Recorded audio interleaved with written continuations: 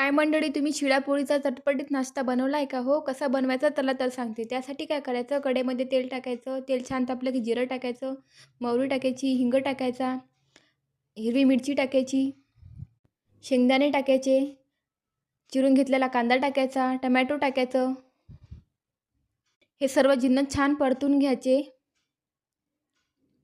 हे सर्व जिन्नस छान शिजले की त्याच्यामध्ये हळदी पावडर टाकायची, लाल मिरची पावडर टाकायची, चवीनुसार मीठ टाकायचं आणि 1 पॅकेट मॅगी मसाला टाकायचा. थोडीशी कोथिंबीर टाकायची आणि छान परतून घ्यायचं. आज आपण पोळीची कुटके बनवत आहेत. आवश्यकतेनुसार पाणी टाकायचं. हे बघा, मी चपातीचे तुकडे करून घेतले. उकळत्या पाण्यामध्ये हे टाकून घ्यायचे. छान मिक्स करायचं.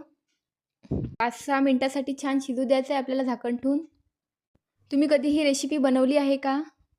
तुमच्याकडे या रेसिपीला काय म्हणतात मला कमेंट करून नक्की सांगा. वरून कोथिंबीर टाकायची. आमच्याकडे तर या रेसिपीला पोळीची कुटकी असे म्हणतात. तुम्हाला ही माझी रेसिपी कशी वाटली मला कमेंट करून नक्की सांगा. रेसिपी आवडली असेल तर व्हिडिओला लाईक करा, शेअर करा आणि सबस्क्राईब करायला मात्र विसरू नका. आणि बेल आयकॉन क्लिक करा जेणेकरून माझी नोटिफिकेशन आहे तुमच्या